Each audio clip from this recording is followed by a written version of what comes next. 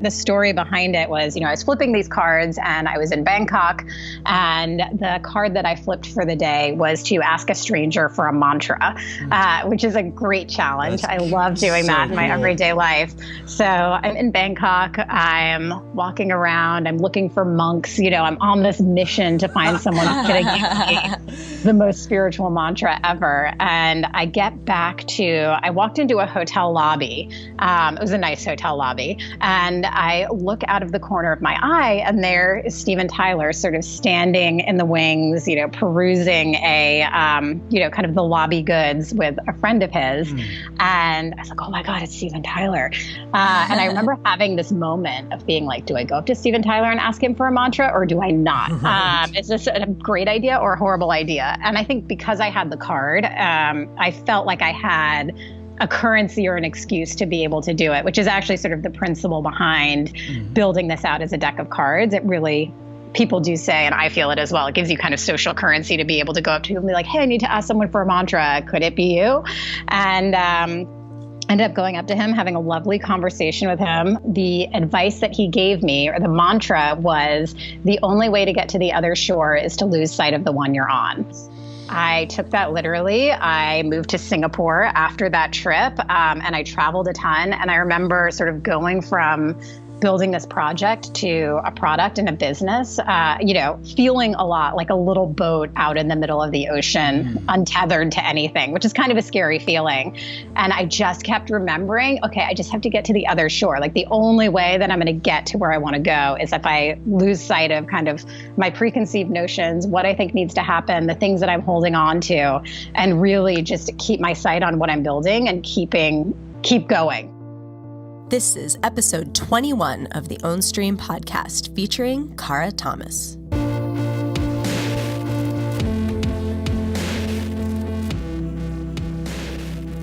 Welcome, everybody, to the Ownstream podcast. Delighted to have you with us. I'm Stephen Shelley. I'm Teresa Scoba. Teresa has just finished her snack. And we have just hung up with Cara Thomas. Cara is a personal friend of ours who runs one of the coolest businesses that I think we've heard of. It's Serenflippity, which is essentially a deck of cards, which is an invitation into adventure. Each card kind of unlocks a certain challenge, if you will, that sets you loose in your life in a way that you would never have done before. And anyway, you'll hear a lot about that in this podcast and a lot about her journey to creating that. But we're sort of flying on that. And I'm pretty sure I'm going to buy the person behind me today at the cafe their coffee or lunch or whatever, because this is all about doing things like that outside of the box that kind of open up the opportunity for connection and adventure and seeing life differently. Yeah, this was such a great conversation and so fun, and really so we met Cara. We talk a little bit about this on the podcast, so I won't say too much here, but we met Cara in Bali 4 years ago on our honeymoon when she was in the middle of her own adventure with 90 cards that had been written by friends and colleagues and clients, and to inspire an adventure a day on her travels in Southeast Asia and India. And it was such a cool synchronicity because we sort of knew her from New York but didn't know her well, and really connected while we were in Bali and had some great experiences together. And so this has been really fun for us to reflect back on that time, and also just such a great conversation about our paths intertwining again and where we are, because I think we're all exploring a lot of the same concepts and this idea of breaking free of the shackles of routine, so to speak, I guess, of habit, of seeing your life in one narrow, somewhat logical in our minds, kind of linear. That's it, kind of way, which is, when you could just miss out on the infinite possibility of life if you are set to see your day and your month and your year happening in a certain way. And Serenflippity is really about breaking free of that and exploring the adventure of life. Yeah, and in the conversation we talk a lot about, her and her approach to living, because obviously I think what's interesting to us about this podcast is we like talking to people who have done interesting things like Serenflippity, but really it's about kind of getting behind that and seeing What is the mind? What is the thinking? What is the worldview, the beliefs? Like what is supporting the creation of this, and maybe how can you do that? And so some of the things that we talk about in here are really cool about travel, number one. And she makes the very clear connection between travel and creation and doing things organically and authentic to you, which seem to need, that discovery seems to need getting away from the mundane way of doing things and the patterns that become our everyday life. She has this wonderful approach to her growth, these 90-day experiments that kind of started, I guess, with Serenflippity, and how she's actually very structured about that, and how it invites her into relating to her life and anything she's trying out, whether that's growing her business or, playing around with her diet or whatever it may be, doing so in a playful, fun way. And this is just a 90-day experiment. This is nothing serious going on here. The stakes aren't like through the roof. And it gives her this wonderful opportunity to be playful and fun with things, which has fostered quite a lot of very compelling growth and change and development. Her views on home, like her current experiment about trying to think about home more objectively, which very much corresponds to where we're at in terms of our van trip coming up. Anyway, I mean, this conversation is full of real value, very interesting thinking, interesting beliefs and points of view and experiences that has given rise to like a really wonderful, wonderful, tangible product that is clearly taking off, that clearly adds to people's lives in ways that are very unpredictable and I think uniformly positive. And that to me as an entrepreneur, I'm listening to her thing, I'm like, oh my God, the sky's the limit on this thing. There's all kinds of very cool directions Serenflippity could go in, and Cara's like the perfect steward. So you're in for a treat. And I also want to say, I noticed throughout this conversation, like Teresa, you and I think our interviewing skills are getting better. Like, I was really impressed at how we have this script of questions that we kind of, it's formed the backbone of the conversation for sure. But I think this time we were more able to just kind of go with the flow of the conversation and ask what seemed to be needed to ask next, and not try to impose anything on the flow that was naturally occurring. Some of that's probably due to the fact that we know Cara. Probably inspired by Cara. But I think also inspired by her, yes. She's all about not sticking to your script, I guess, you know, and kind of so many interests. I guess why too is so many interesting things and synchronous things for us came up during the conversation that were so interesting that we hadn't really prepped or planned for in our general interest in Cara and our experience with her in Serenflippity. So product of Cara and her serendipitous approach to life, I think. Yeah, and you're going to learn how to meet celebrities. Talk to celebrities instead of being a tourist. Instead of just gazing at them from afar. So anyway, that's enough from us. We'll be back with more afterwards as a wrap-up, but until then, definitely enjoy this great conversation with Cara Thomas.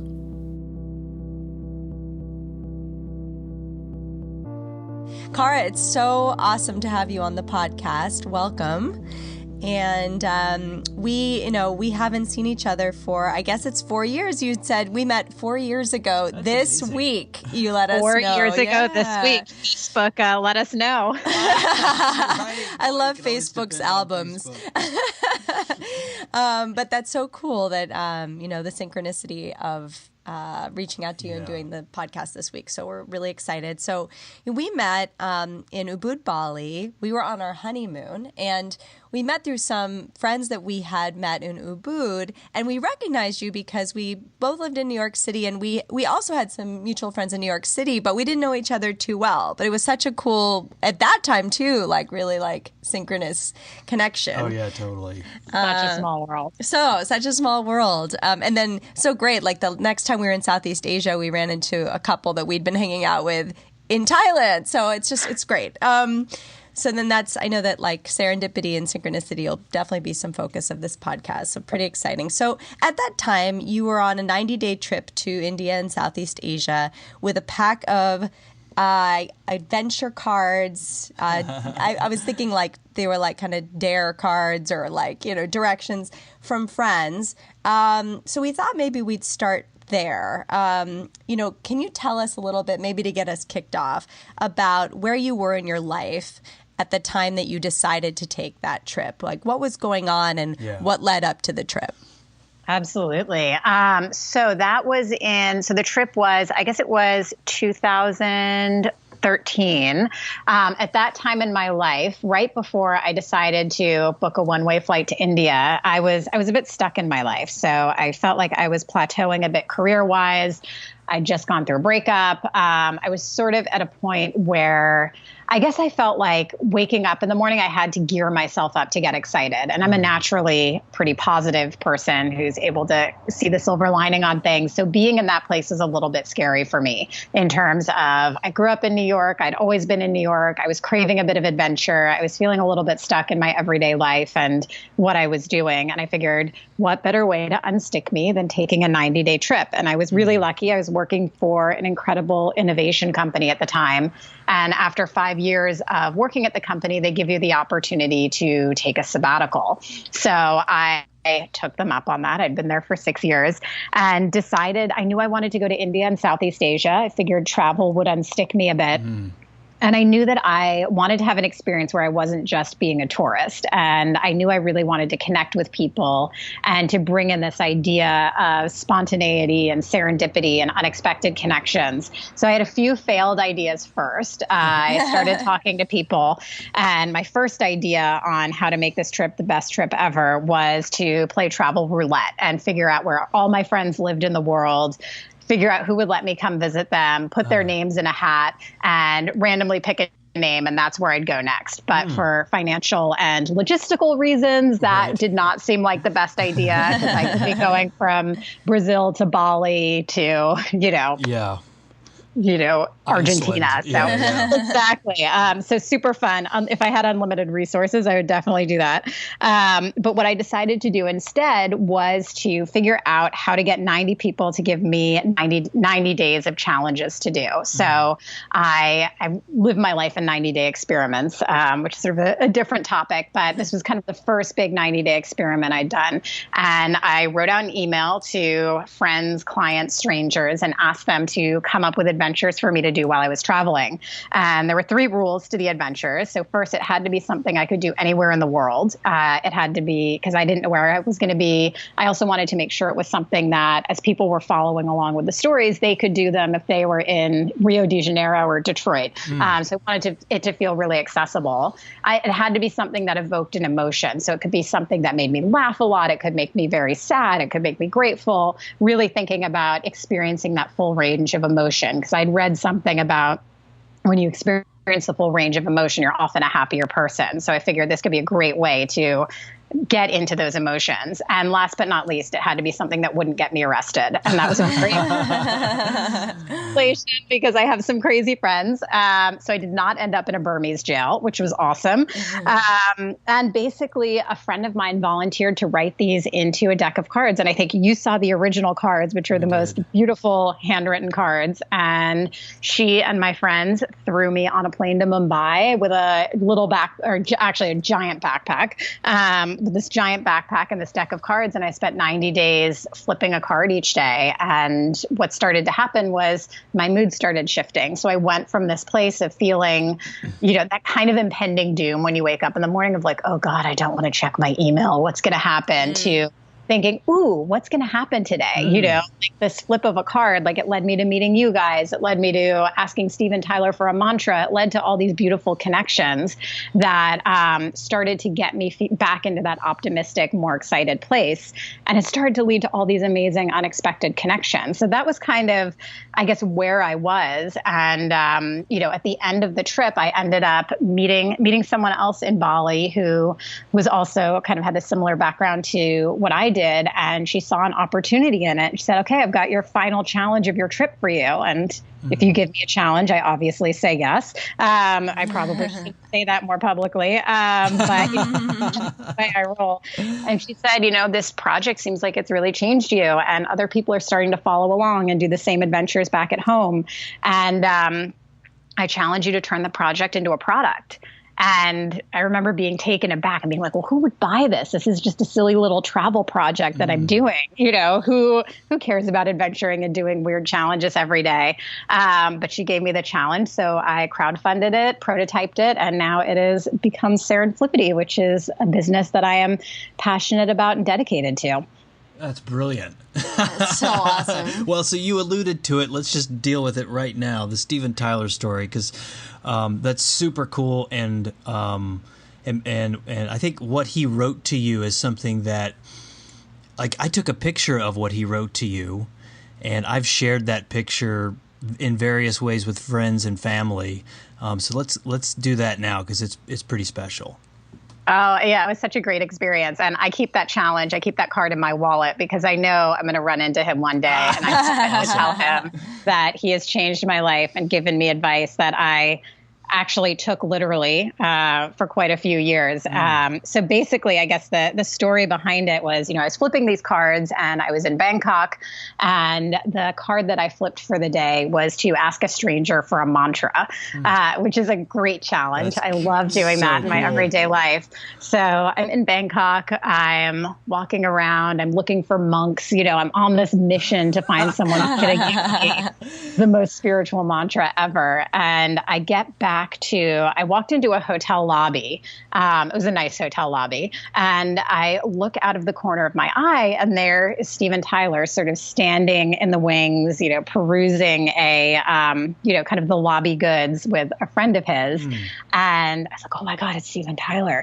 And I remember having this moment of being like, do I go up to Steven Tyler and ask him for a mantra, or do I not? Right. Is this a great idea or a horrible idea? And I think because I had the card, I felt like I had a currency or an excuse to be able to do it, which is actually sort of the principle behind building this out as a deck of cards. It really, people do say, and I feel it as well, it gives you kind of social currency to be able to go up to him and be like, hey, I need to ask someone for a mantra. Could it be you? And ended up going up to him, having a lovely conversation with him. And the advice that he gave me, or the mantra, was the only way to get to the other shore is to lose sight of the one you're on. And I took that literally. I moved to Singapore after that trip, and I traveled a ton. And I remember sort of going from building this project to a product and a business, feeling a lot like a little boat out in the middle of the ocean, untethered to anything, which is kind of a scary feeling. And I just kept remembering, okay, I just have to get to the other shore. Like, the only way that I'm going to get to where I want to go is if I lose sight of kind of my preconceived notions, what I think needs to happen, the things that I'm holding on to, and really just keep my sight on what I'm building and keep going, So that was really helpful to me. And it was just a lovely experience. And it was such a reminder, too, that it could have just been a celebrity sighting or something where, oh, cool, I saw Steven Tyler in Bangkok. But it ended up being this really beautiful moment of human connection. Because when he gave that card to me and wrote it down, I remember saying to him, oh, my gosh, this is perfect. This is exactly where I am in my life. And he shared a little bit about what he was going through as well. So it was this really nice connection that was sort of stripped of any pretense, and just a reminder that we're all going through stuff, and we're all growing and we're all building, and we can all help one another. And how badass is Steven Tyler to have something so cool at his fingertips to share with someone who approached him really in the thought hotel about lobby? I know. He was so like pacing great. around the hotel lobby. I felt so bad. Oh, really? Oh, that's so great. That's even this better. Crowd starts gathering. Yeah, it was great. So I keep that card with me always. That is so cool. We definitely want to talk more about where the trip led you, but I want to ask a little bit more first about, you touched on the contrast between having an adventure to do every day and the sense of impending doom from before. Can you talk a little bit more about that change for you? Like what was that about? What was life like before, and like what was this experience sort of waking up for you like? Such a great question. It's interesting because I think what it's opened up is a mindset that's around possibility and a mindset that's around opportunity. And I think that I might have gotten a little bit linear in my working and thinking. And I think it's really easy to do that. I can still do that in daily life, where you get into task mode and you get into doing the next thing that's in front of you. And I think what the experience and what sort of the way in which I built the business has opened up is being able to look at challenges as opportunities. So I think the way that it has shifted my way of thinking is thinking about, okay, well, there's a setback right here. What is it teaching me? How can I get curious about it? How can I see maybe what's coming up in me as a piece of resistance or something to work through? And also sort of the idea of possibility. Like, I think a lot of what has shifted for me is just seeing that the more connections I make, I think I can't remember who is the author of this quote, but it's, the more people I meet, the luckier I am. And just seeing how things happen in such linear, unexpected ways. I think that for me has been a really big part of building the business and trusting in, okay, the right thing is going to come in at the right time. I just need to keep putting effort and energy into it and trust that it's going to continue to grow if it's meant to. So I think it's shifted my mindset from worry and fear to trust and openness. Yeah, I guess I think one of the things about entrepreneurship, which is what you're talking about and something I've experienced a lot, is that feeling of being kind of at sea with no shore in sight, the old one nor any sort of new one. And I think people who set out on an adventure, whether it's through setting up their own business or a trip like what you described, the action of commencing something like that, it's often predicated on an event or something that a moment maybe, or a series of moments. And it sounds like with you, as it has been with me and with Teresa, it was a kind of a steady, like the impact of the mundane. It to many people, it goes unnoticed. It's just becomes quote unquote life. Yeah. But I'm wondering if you look back, even when you were a kid or teenager or growing up, like, were there episodes or examples of you kind of taking a step back, if you will, questioning things and trying something different?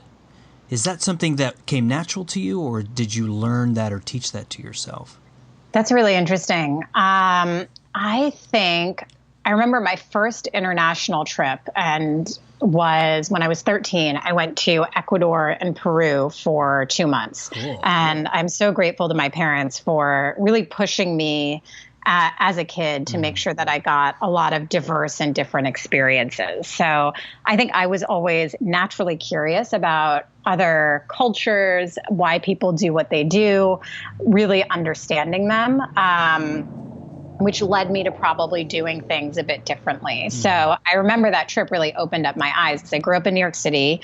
I saw a lot in one sense there. And then going to South America at such a young age really opened my eyes to starting to ask why and starting to look at, the assumptions that I had about life and success and what things seem to be, and starting to get into questioning things. So it's funny, when I look back on my teenage years, I think that trip was a big catalyst. I went into sort of like a big punk rock hardcore stage after that, which is probably a bit rebellious, especially for, going to a girls' school. So I think I was always looking for outliers and looking to understand why people do the things that they do, and really identifying with people who were trying to do things differently. And I'm trying to think other things. I had a lot of little mini entrepreneurial spurts as a kid. I started a fashion magazine when I was, I think, 10 years old. That was like my passion project. So instead of playing with dolls and Barbies, I was writing this fashion magazine. My mom was in the fashion business, so I guess it made sense. And, I'd sort of publish this fashion magazine on my computer and sell it out to people in my class, which was kind of hilarious. I did all of the illustrations myself. So I think there was always a desire for creativity and a desire to create things. I remember creating a club for, the environment when I was in third grade and trying to get people rallied around this mission. And when I was 16 years old, I was diagnosed with lupus. And a big part of that was really about like looking at the medical information out there and looking at the way in which it was treated. There wasn't a lot for people who were under 20, and I felt like there wasn't enough information about, okay, as a teenage girl, what if I want to go on a date? What if I want to go out with my friends? How do I talk about what I'm going through with people who might not understand it? So that led to a real curiosity about wanting to help others in the same situation. So I did a project in high school where, again, I wrote a magazine. I guess I'm really into writing, or was into writing magazines as a kid. That was about how to handle lupus when you're under 20, and how do you talk to your friends about it, and how do you sort of go through the emotional situation of, your health and kind of a life-threatening thing when everyone else is talking about soccer or,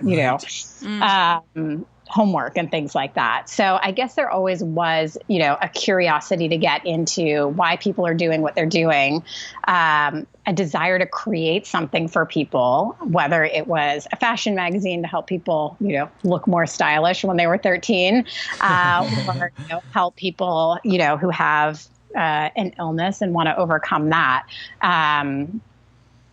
So yeah, I guess there's some sort of desire to create and connect that's inherent in me. I was relating as you were talking, and I had forgotten about this. Well, I hadn't forgotten about it. I just hadn't made this connection. But when I was 10 or 11, I had grown up in Raleigh, North Carolina. Then my mom and I moved to the mountains, and I really loved soccer. You mentioned soccer, and this is what prompted me to think about this. And so my mom ran the local newspaper, so we put an ad in the paper at my creation, at my thinking, let's start a soccer league. And 3 months later, we had a soccer league started. That's so great. I love it. And it was fun. And I think it still continues to this day. And there's much debate who really started the soccer league. Yes, there is. I know. But another thing you mentioned about travel early on, something that I benefited from as well, and you alluded to this earlier, I'd like to hear you kind of elaborate on this point, which is how travel and becoming unstuck are so synonymous, and how when I asked you about, kind of what it was that helps you kind of see things fresh, let's say, or do things differently, you went right to travel, and I do too, and I know Teresa does too. Travel experiences are so powerful, and virtually every guest we've had on this podcast, there's been some relationship to travel that is deep and meaningful, that has excited them to create something new and fresh and original for themselves. And I'd like to hear you say, because we met in Bali, we met traveling, and so it's such a vivid part of our connection to you. Want to talk a bit about how that is so profoundly impactful to creating something very authentic and unique to you, very personal? Yeah, that's a great question. I think for me, travel allows me to get out of the preconceived notions of myself. And I find that when I'm traveling, and I hear this from other people too, I'm much more open to new experiences. I'm much more likely to say yes, because I'm in a different context, because I'm in more of an explorative or curious mode, because I'm trying to get the most out of a place. And it's interesting. That was a really big insight for me around creating Serenflippity, because it started as a travel product. It started as something that would help you have more unexpected experiences while you travel. And a big aha for me while I was on that trip was, did I really need to go halfway around the world to have these experiences? Part of me would say yes. And then the other part of me says, why aren't I creating these experiences in my own backyard? So what's preventing me in Los Angeles from going up to someone and asking them for a mantra, or really exploring a different side of my neighborhood? And I think it's, we get into routines, we can get into preconceived notions of ourselves, or sort of get into that that daily grind and forget to explore ourselves, explore where we are, and find those unexpected experiences at home. And I think for me, when I'm happiest is when I'm finding those anywhere in the world. And I've been more in a mode recently of rooting in and figuring out kind of what a place called home looks like for me.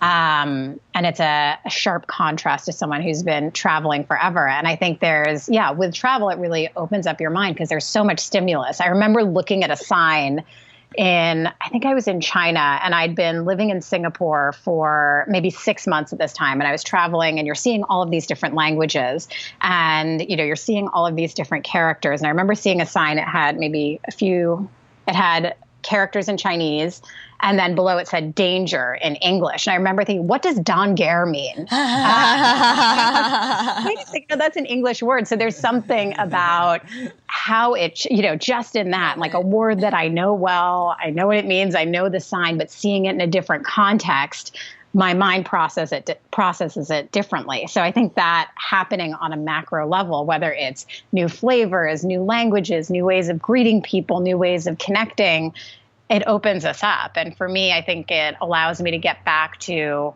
that spirit of human connection. Because I think, as you were talking about, we met halfway around the world. We could have met in New York City, but no, we happened to both be in the same place in the same time. I thought you guys were locals to Bali. I thought you were this glamorous couple that lived in Ubud. Nice. Yeah, you're glowing. But I think we were probably both in a place where we were open to meeting, where maybe if we'd both been in New York, we would have been too stressed out. We would have been on our phones and we might not have made that connection. So I think there is something about the permission we give ourselves to open up, to explore, and to ask questions. So I find when I'm traveling, I'll ask a lot of really simple questions or things that I would take for granted in my daily life. Whether it's like, well, why do you eat that for breakfast? Or why does someone greet someone this way? Or why is this the custom? Which then sort of opens up my experience. And I think the more we have lots of dots, the more dots we have to connect. I love that. We really get in this. When you do the same day over and over again, more or less, whether that's, commute, work, come home. Now it's like we have routines with our daughter.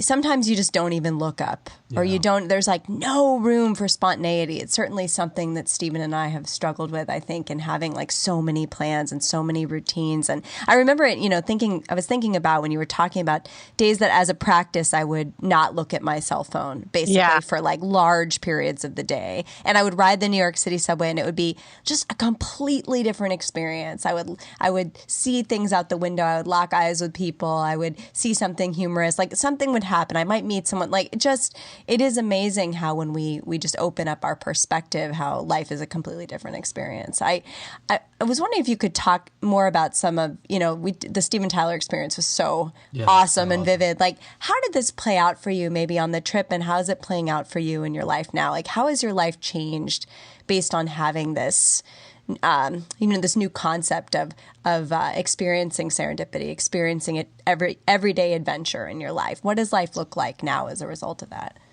That's a great question. I think that I'm much more open to possibilities. So I think where before I probably felt like I needed to put things in a box, I'm open to things happening in unexpected ways, if that makes sense. So, if it's having a conversation with a random person, and eventually 6 months down the line, that leads to some new connection and someone who's going to build the app and whatever it is. I think being open to possibility is a big thing that's shifted for me in terms of how I live my life. I think also even just the principle of 90-day experiments is something that I have embraced from just the architecture of that trip to how I run the business and how I make decisions in my life. And there's something very freeing about allowing something to be an experiment versus a hard and fast decision. So, for example, starting the business in and of itself, when I went from after kind of prototyping it and having it in beta and thinking about, okay, could this really be a business, was a 90-day experiment. I said, okay, well, let me just put my heart and soul into this for 90 days and let's see what happens. And I just did it again with building out events. And I did it in my personal life in terms of living between Los Angeles and San Francisco. And there's something about almost gamifying it in a way, or allowing it to be an adventure or an experiment that takes the pressure off and moves me from being in a place where I have to figure out the answer, I have to have the solution, to, oh, this is an insight gathering stage, or this is an exploration. So, I remember just even in my personal life being up in San Francisco a few times and being like, why am I here? And thinking, oh no, this is just an experiment. I'm learning more about myself, and I'm doing work up here, and I'm doing what I need to do. And I think getting into that mindset creates more freedom and creates the possibility for more things to happen, versus thinking that, because I think making big decisions can be scary, especially if it's about moving or building a business. And, what if it's just able to be fun for 90 days, and then see what happens after that? And I think with starting Serenflippity as a business, I look back, and those 90 days, everything that's the foundation of the business today came in during those first 90 days. And it gave me sort of the fuel and the ability to make a stronger decision that, yes, I want to do another 90 days on this. And yes, I want to do 6 months on this. And yes, let's do a year on this. So I think there's something about that sort of the trip and the experiences and having these unexpected connections with people. I think when you're living in an experiment, or you're doing a 90-day experiment, everything becomes fodder for the experiment. It's like, oh, well, I talked to this person in line at coffee, and they told me this, and they told me that. And I feel like I'm much more open to receiving information versus dismissing something that doesn't fit in the box of what I think I should be creating.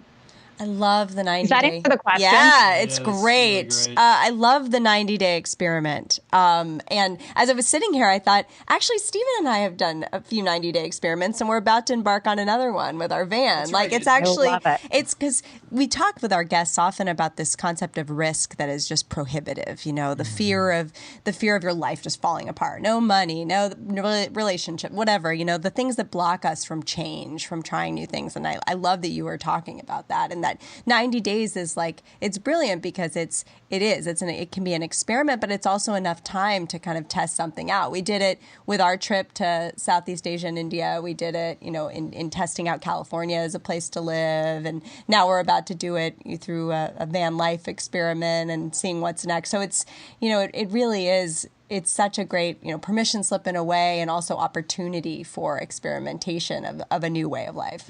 And I just want to tag onto that. How official, if you will.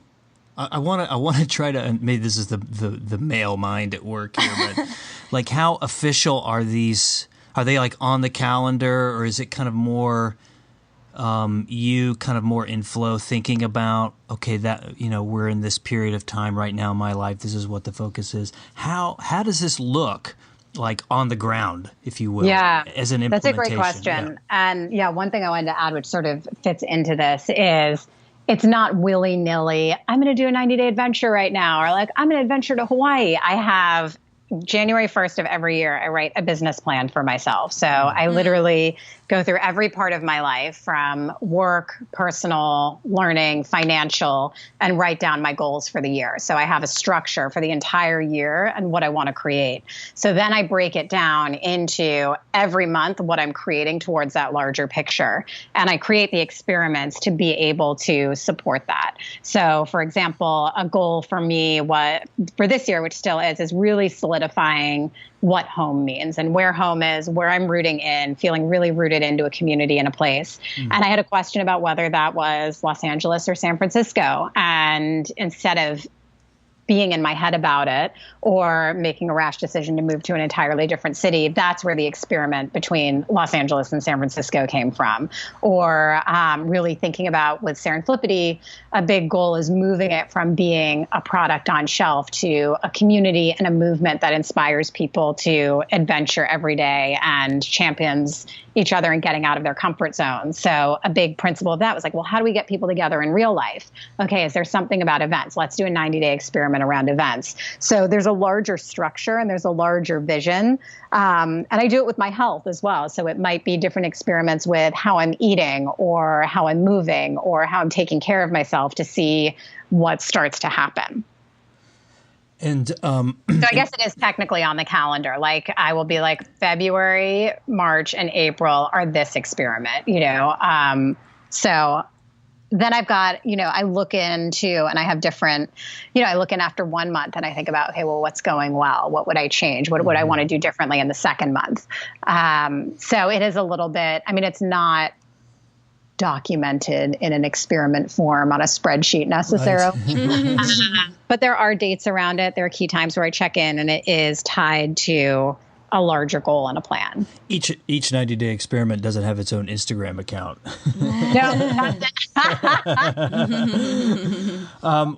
So the home question is very front and center for Teresa and I right now. Kind of our big macro question, if you will, about this van trip is to, as fully as we can, extract ourselves out of this mainstream lifestyle, which is very pattern-based. And you just do the same things over and over. You travel the same roads. You go to the same places. You see the same people. There's value in that, but we are looking to just kind of pull ourselves as much as possible out of that and then see kind of what organically, through our excitement, wants to bubble up and find a way out, create, be expressed. For you, in terms of the home question, how do you approach that? Like, what are your, for lack of a better word, criteria? Kind of, what are you basing that experiment on?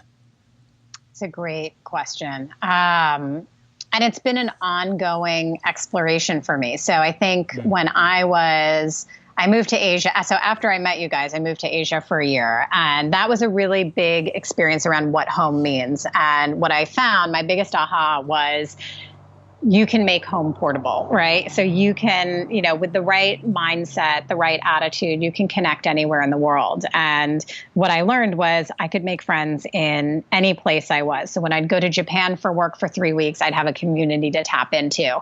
When I would go to Bali, I'd be able to stay with friends and, sort of have those experiences, which I think came from that serendipity attitude of being open, being curious, meeting people, and the connections start to flow. And I think a learning for me in the past few years of basing myself in Los Angeles is that I was really craving that sort of deep-seated community and that feeling of really having a place to root into. And I think criteria-wise, I think community is a big piece of it. So feeling connected to the community there. I think health and wellness, do I feel good there? Am I able to take care of myself there? And I guess you could argue you could do that anywhere in the world. What I found for me in Los Angeles is it's naturally easier for me to do yoga and sort of do the things that make me feel great.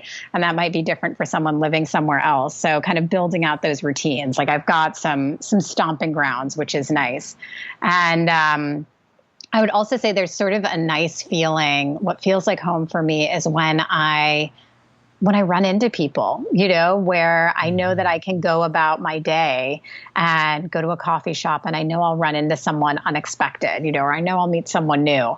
So I think there's a bit of a feeling about it. And it's also, I think, so there's community. I think there's sort of the serendipitous connections. I think there's that, health and wellness piece. And then, almost a creativity piece, I would say. I think different cities and different places bring out different energies. Right. And I feel like I'm more productive in San Francisco. I'm a little more creative in Los Angeles. So I don't know. I'm curious. What about for you guys? Because it sounds like you guys are in transition with this as well. I'm curious to hear from you what that looks like for both of you guys. Well, as you're talking, I'm kind of reflecting on our conversation with Tynan, which I'll send you that link. He was an earlier podcast guest, a friend of mine for a long time, where he's right now exploring his own version of this by setting up 4 different kind of locations where he has a place. I guess, I don't know if he's owning or renting, I'm not sure. But based on kind of where what he's feeling like, he'll go there. And those 4 places, if I'm not mistaken, although this could be wrong, but is Las Vegas.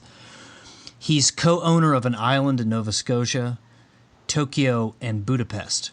Nice. And so he'll just kind of, like, now he's in Tokyo. And he has people there. He has a life there. He has a whole world there. And then when he wants to go somewhere else, he'll go there. For us, like we lived in New York for 20 years. I lived in New York for 21 years. Teresa was there for almost 15 years. And moving to Encinitas was kind of we felt called back into nature, or at least away from that intense kind of urban environment. Yeah. And now we feel very drawn into deeper nature, the wilderness, like really connecting to those slower, more organic, if you will, natural patterns, and seeing kind of where that takes us. We also, the impact of a new of a child on our life has been very strong, and wanting to have more time, more of a kind of natural rhythm with her is 100% important to us. And then, things like food and all of that is important. Like, we really want to be able to grow our own food, so we want land.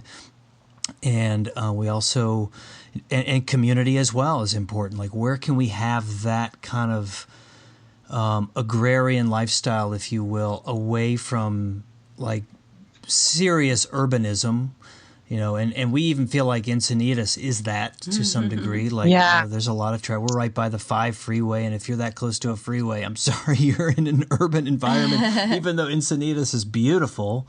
So those are the kinds of things that are shaping our thinking, and the van trip, if you will, is a way to fully extract from one and then have a deeper kind of contemplative experience of thinking about what we'd like to find ourselves in, what calls to us, what we want to create. We also started a project before we jumped into the van project, this kind of Where in the World project, where we started a spreadsheet with all the things, the categories of things that really matter to us, a lot of things that Stephen just mentioned. And we started just breaking down the world, you know, and wow, it's like that's a big task, especially we've traveled some, not as extensively as Tynan or probably you even, I think, but we've traveled a bit, but there's a lot of the world we haven't seen. And so we kind of like tried to pick our top things. Among those are, climate and space where we can have our land and access to food and community. And, sort of looking at places based on that. And then we decided, from the situation, the standpoint we're at right now, we're in too habituated thinking to even have an open enough mind to look at this project. And that's where the van experiment came, because we really wanted to see what naturally speaks to us deeply. And can we even do it in a condo in Encinitas right now? No, we don't think we can, so we're right there, we're right there with you sort of exploring this question. Yeah, we didn't want our choices to be in reaction to something that didn't quite fit. We wanted to just pull out of that as much as possible and approach it anew. And the image I kept thinking of was like, okay, we've got the Earth and we're flying into the Earth's atmosphere in a little spaceship. Teresa, Stephen, and Sophia, our daughter, where would we, if we just looked at the world as a whole, not knowing virtually anything else, but where would we just want to go? Where would we want to live?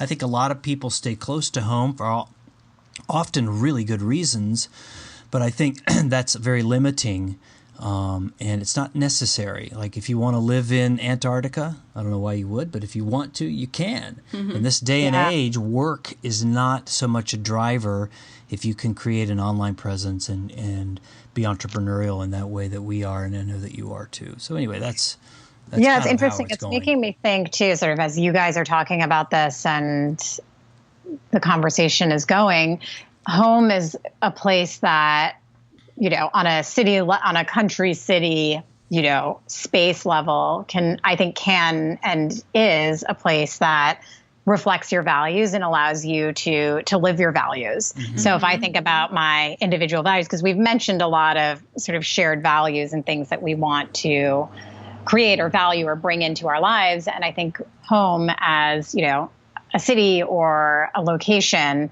there's certain places that have more or less of those types of things. And then I think the actual home that you create within that allows for a space to emerge where values are reflected and they're also able to be created. Yeah, I think that's well put.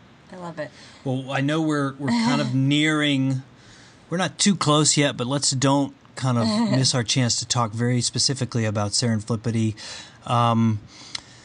So why don't you just start by sharing with us about the product itself, the actual deck, and And I'm sure that will entice a few follow-up questions. And I already know one of mine, which will be about the app. I think you just hinted at maybe, which seems like a really good idea, if I may say. So anyway, tell us about it. Yeah.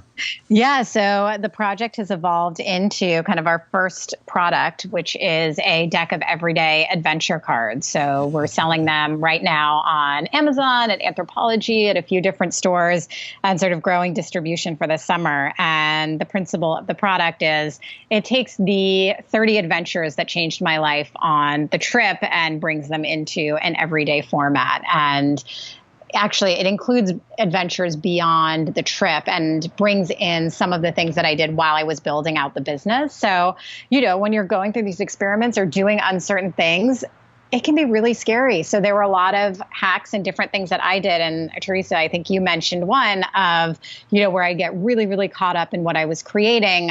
One of the things that helped me the most was putting away my phone and identifying something attractive in every person I saw, and then telling at least 5 people what I saw in them. And so even just practices like that in my daily life, which shifted my energy and shifted my perspective back to feeling more creative and more in the flow, have been incorporated in the deck. So yeah, the first product is a deck of everyday adventure cards. The goal is to build out different editions. So for families, for couples, for work, and then also to enhance the product with in real life experiences. So a series of events that are connecting people and helping people to get out of their comfort zones together and make new connections. And we've done a series in Los Angeles and up in San Francisco as well. And it's been great. There have been some really cool new business connections that people have shared back, a few romantic connections. And, I think some of the best things, I get excited when people will say, I was in a really bad mood before I came here. I'm going through a tough time. And this really helped me feel better, and that for me, I'm just like, okay, cool. I have to keep doing this if it's going to boost people's moods and help them to feel better. And then I think, last but not least, scaling it out into something that is more broadly accessible through an app or a digital product, and something that allows people to play Serenflippity, connect with others, and have that just with a swipe. Is there a place, by the way, where people go and can like a forum, I don't know, where they can share their experiences with using the product? Yeah, so we've started a Facebook group that's been more targeted towards people who've been at the event. So it's Serenflippity Flip Fam, but we're starting to bring in people who are playing the product and playing with the cards as well. And I think, creating a forum where people can share the stories. Like I remember one guy shared a story on a Wednesday morning. He's like, "Hey, Flip Fam, I just want to share that I was, having a bit of a grumpy morning and decided to buy coffee for the guy behind me in line. And here's a picture of us. And, here was the story around it." And, I was psyched for him, but it also led me to want to do the same thing later that day. So to think about, okay, well, there's someone behind me in line. I could buy them a coffee and make their day as well. So I think there's something about sharing those experiences that inspires other people to do them and get out of their comfort zones as well. Because it can be scary, even the idea, like I still get nervous if I buy coffee for the person behind me, like I essentially created the product to probably cure social anxiety in some sense. Because for me, going up to strangers, for some people, it's totally cool. For me, it's still a little scary. So I like having the card being able to say, "Hey, I need to ask you for a mantra," or "I'm doing this thing where I'm buying coffee for someone and I'd like to buy it for you." And, creating permission around it. And what are the events like? What do you guys do at the events? What do we do at the events? We do a shared mission. So basically the way the events work is we welcome everyone, we bring them together with some drinks and some snacks, and then we set everyone out on a common mission. So we come up with a theme for the month. So for example, the theme of the month in February was about love. And everyone had 30 minutes. They had to pair up with someone, and the pair had 30 minutes to go out and get the best piece of advice on love. And everyone has to return with an artifact. And starting this out, I was like, I don't know what people are going to return with. I feel like I'll probably come back with pictures or a video or something of asking people about the advice to love. I was blown away by what people returned with when having the permission to be creative. Someone almost came back with a human because she felt that they embodied love, which was amazing. Someone came back with a love saga, and he went to speak to different people that he thought would know about love and service. So it was, someone who was selling juice, someone who was selling coffee, someone who was creating things for other people.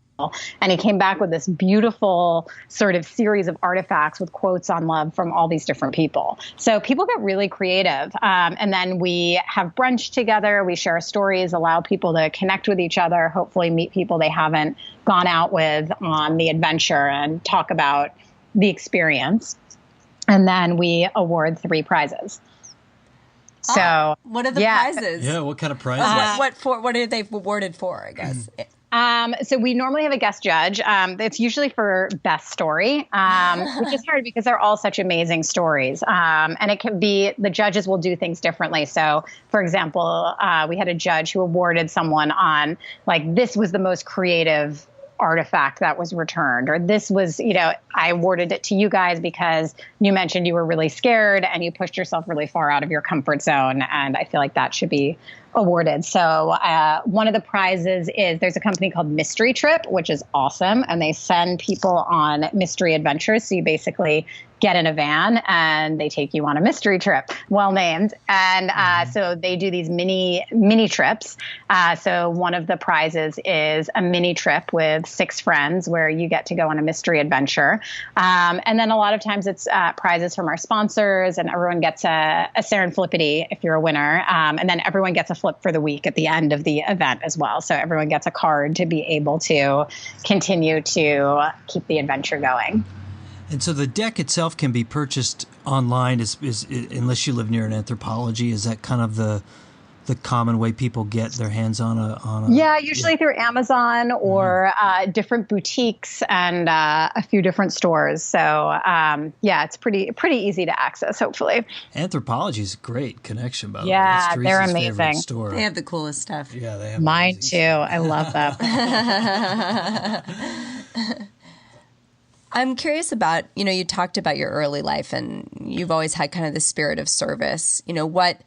Maybe it's really clear given some of the things you've shared about your own journey through this, but I'm curious about, what you're hoping, one, kind of what your mission is with Serenflippity and what you hope people will achieve, and also what it brings to you to be now living a life that is, and maybe you were before too, but now really living what feels like a calling from your own experience and sharing that with others. What is that like on a day-to-day basis to live your work like that? Mm-hmm. Yeah, it's such a new and different feeling than I think I've ever experienced. And I think it's probably because it comes from the inside out, and it comes from sort of my personal experiences and struggles and challenges, and being able to transform that into something that can help and serve others is what keeps me going. And really staying connected to my audience, to team members, and really, thinking about, for me, success is about, I believe profit follows service, if that makes sense. So if I can be of service to people, and I can help someone get out of their comfort zone, or help them shift their mood, or do something that they didn't think that they could do in, an easy, tangible way. I think for me, there are other people who are of service who kind of push people through huge life changes, or, jumping out of a building or whatever it is, bungee jumping. That's probably less where I am. And it's probably more in those little everyday tweaks, because that's what I've found effective for me. It's not about quitting your job and traveling the world necessarily, but how can you be happy where you are? And how can you create fulfillment by shifting your attitude and doing one little thing differently a day? It's amazing to me what happens when I buy coffee for someone. So I think building a business where it's helping people get unstuck, and helps getting out of your comfort zone be something that is fun and easy, gets me really inspired and excited, because I do believe it's, we all need a little nudge to get out of our comfort zones, and that's okay. And being able to be that nudge and allow, creating a positive community of people who are doing that feels really exciting, and sort of feels like, I think on a personal level, a group of people that I also want to be around as well. And it's, I love that, the community challenges me as well. They're like, okay, Cara, I challenge you to do this. And I'm like, okay, challenge accepted. So it gives us permission to kind of help each other grow. And I think there was a shift for me probably about a year ago where, I think when you start a business that's very personal and based on a personal need that you're solving, it can be really easy to think of it as being really tied up in your identity or as an extension of you. Mm-hmm. And I remember a shift happening where it felt like it went from that to the business being a separate thing that I was serving. So I almost treat the business like a person, right? I think about, okay, so if Serenflippity walked through the door right now, who would she be? What's she all about? What does she look like? How does she have conversations? And how do I help the business as an entity? So whether it's about supporting the business with the right people in the mix, or financially making sure it's healthy, spiritually making sure it's healthy and it's connected to its purpose, that I feel like has led to a lot of breakthroughs in terms of how I operate and the types of things that tend to come in. And there's sort of a curiosity that I have too around, because it's growing, it's a young business. I think about like, who does it want to be, and who do I think Serenflippity is versus who is it actually growing into? And I think you see that with a lot of businesses in terms of how they grow, like how the founders think about what they're creating initially. And, it's a process of staying rooted in my principles, but then also being open enough to change and see where it wants to grow and to see what the audience wants as well. Sweet. Yeah, it sounds like this is like, I keep thinking this is like reality TV, if you will, without the toxic drama, with only good feelings and growth. So before we let you go, we have 3 very quick questions we'll ask just to Excellent. Kind of like create some consistency in our episodes. The first one of which is, what book or books would you recommend that every human being should read? Oh my goodness. Up to three. Up to 3. So I was just talking about this one the other day. I love The Untethered Soul. I think that is a fantastic book. I think it really taught me about the art of opening up and the art of embracing obstacles and what we were just talking about too in terms of staying connected to purpose. So I love that book. I also love The Little Prince. I think that my copy of The Little Prince, someone gave it to me when I was a baby. I still have that copy on my bedside table. And that book for me has really been all about unleashing creativity and playfulness and always choosing to see things differently. And I think it's just such a beautiful story. So I love The Little Prince. And then I think the third book, it's more of a kid's book, but I still love it, is The Runaway Bunny.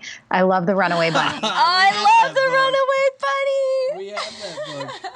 I have to read that tonight. We read a book to Sophia before That's one of my favorites. She goes to bed. Yeah, because that one for me, I mean, it's all about unconditional love. And my mom and I still, use it in conversation. She's like, if you run away, I will find you because you are my little bunny. So it has a special place in my heart. I just wanted to say really quick before I ask you the next question that The Untethered Soul, have you read his other book, The Surrender Experiment? Because because it makes me think of your work, because it's all about saying yes to what comes, right? I mean, it's cool. Okay, the second question is, what item or thing have you held on to the longest and why? What item or thing have I held onto the longest and why? Well, I have had my copy of The Little Prince since I was 2 years old. So that is one. I also, this is a little bit embarrassing, but you know what? We'll go there. So when I was a kid, I had a stuffed animal named Rocky the raccoon, who is very, very loved 35 years later, but he's still in the mix. He made it to Singapore. He made it to Los Angeles. He's still around. And why have I held on to him? I don't know. I feel like it helps me to hold on to that childlike spirit, and I remember I just had such a connection to Rocky the raccoon when I was a kid. Like, I saw Rocky the raccoon as a person and a thing, and a personality and something that needed to be cared about and loved. And if I ever show Rocky the raccoon to other people, they're like, oh my God, this thing is, disgusting. Like I see, the fluffy raccoon. So for me, I guess I probably hold on to it because it's that connection. And I think that reminder of, the power of, certain objects that we have to remind us about, love and timelessness and possibility. Mm-hmm. That's great. That's nice. Last question. What have you learned in the last 30 days that you think every person should know? And if you want to make it 90 days, that feels better, go for it. In the last 30 days, I would say the biggest thing I've learned is about the importance of keeping things fun and keeping things on purpose. So I think it would probably sound like it's pretty logical with Serenflippity, but I think, growing a business, I went into a stage probably in March and April where I got really, really dialed into the financials and the growth plan and the nuts and bolts, which I believe are extremely important and you have to do. But I lost a little bit of the fun and I lost a little bit of the connection and the spirit of why I was doing it. And it didn't happen overtly. It just happened in very subtle ways. And I could see it coming out in terms of how I would talk about things or how my energy would come across. And someone called me on it. So I have 3 people who are advisors to me who I trust very much and trust them to, call me out on certain things. And one of them was like, it just feels like you're stuck around something and, what's going on? It feels like you're losing energy in certain places. And I think by being able to get back into the connection and the purpose and the fun of it, really boosted my energy. Because if I think about it, I'm like, well, why am I even doing this? If, you're building a business, you're going through ups and downs all the time. You're in uncertain terrain in all parts of life. I'm like, well, why am I doing this? And really getting reconnected to my purpose and thinking about, okay, well, this is my business. I get to build it how I want. What if I make this profitable, productive, and incredibly fun? Mm-hmm. So that was a really big, I'd say, recommitment for me, or kind of learning and experience that I've had over the past 30 days. Sweet. So important. So important. Yeah. It can get a little heavy sometimes when creating something new, and it's so fun to create something new. And if you're in that free space about it, then I believe that too, that everything flows when you're in that. So it's great. So before we wrap up, let us know where people should connect with you online, and if there's anything you want folks to know about things coming up for you. Sure. So we are on Instagram at Serenflippity, Serenflipity. Our product is Serenflippity on Amazon, and we have a website, which is serenflippity.com. So you can connect with us in any of those ways, or just email me directly, Cara, Cara, at serenflippity.com. Sweet. And I love hearing from people. I've made some very serendipitous connections from people reaching out of the corners of the internet. So, you never know who's going to reach out and what's going to happen. And how do people get kind of involved in the events? Is that through the Facebook group or somewhere else? So through our mailing list, actually. So if you go on Serenflippity, you can sign up for the mailing list, and we put those out. So, and you can follow us on Facebook, and we always announce them on our Facebook page as well. So yeah, I would love to have Ownstream listeners at a Serenflippity event. Yeah, it's a perfect match. It is. Perfect match. It will get you out of your comfort zone and spark some creativity. Well, we know you have to go. This has been awesome, really fun for us. I know people will get a lot out of this. Thank you very, very much. So cool, Cara. Thank you guys so much. You too, and I'm excited to see you guys in real life soon. Yeah, maybe we'll hit up a Serenflippity event in LA. Yes, Ooh, bring the van. In the van. Bring the van. Van meet up for Serenflippity.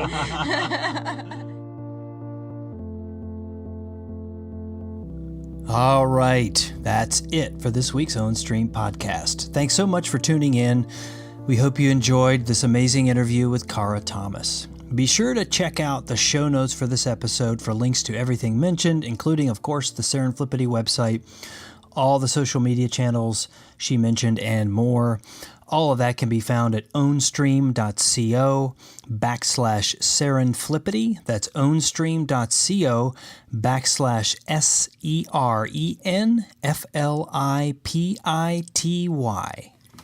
Also, before we let you go, please sign up for our weekly tip-off email at ownstream.co and just click the sign up button in the upper right-hand corner. This is where we share each Monday 3 cool things we've learned in the last week in the areas of lifestyle, business, and spirit. It could be an amazing quote, individual, tip, or tool designed to bring you more freedom and power in your life. So definitely sign up for that again at ownstream.co and just click sign up. Finally, we know you're out there. We see many, many people listening to our podcast, which is very exciting. But one thing is we just don't know who you are. So a great way to connect with us would be to find our Facebook page and please like it. That address is facebook.com/Ownstream. We'd love to connect with you, know who you are, learn more about you. You'll also be the first to know about new podcast episodes, blog content, cool stuff related to our personal journey, and more. Also, we're on Twitter at Ownstream and on Instagram, where we do post regularly at own_stream. Thanks so much, and we'll talk to you next week. Thanks for listening to the Ownstream podcast. To learn more and connect with us, please visit ownstream.co or follow us on Twitter at Ownstream and Instagram at own_stream.